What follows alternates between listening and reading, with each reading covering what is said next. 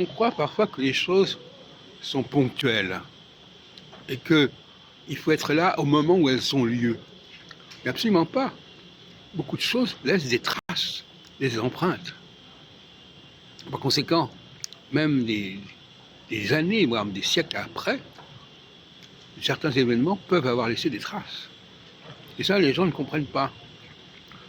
Et la capacité de dégager à partir de traces l'élément de départ, c'est très intéressant. Même sur le plan, par exemple, linguistique, qui est un de mes domaines de prédilection, eh bien, à partir des langues qui nous sont parvenues dans l'état où elles nous sont parvenues, on peut déterminer les états antérieurs de la langue, une forme d'archéologie, si on veut. L'archéologie, c'est quoi l'archéologie? C'est justement la possibilité de pouvoir retrouver le passé à travers le présent. Eh bien, les langues sont porteuses d'un certain nombre de traces, d'empreintes, qui nous permettent de retrouver leur état de départ et de déterminer aussi l'état de corruption qu'elles ont pu subir, qui est aussi partie du sujet. Donc, la capacité de raisonner à partir des traces, c'est aussi une qualité du scientifique. Et les gens qui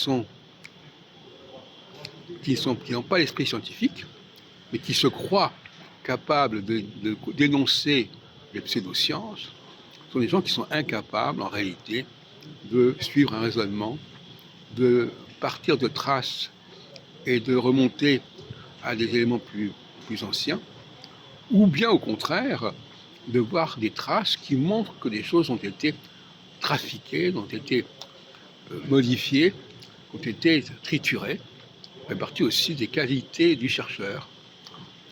La question, c'est effectivement, qu'est-ce que c'est qu'un bon chercheur?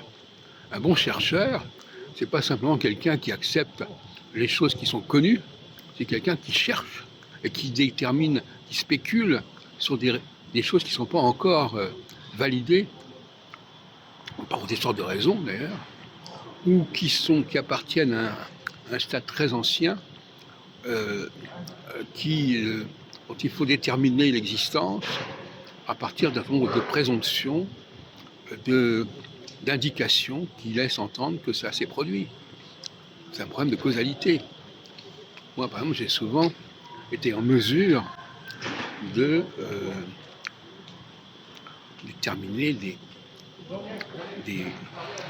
perturbations, des déformations, des ajouts ou des suppressions.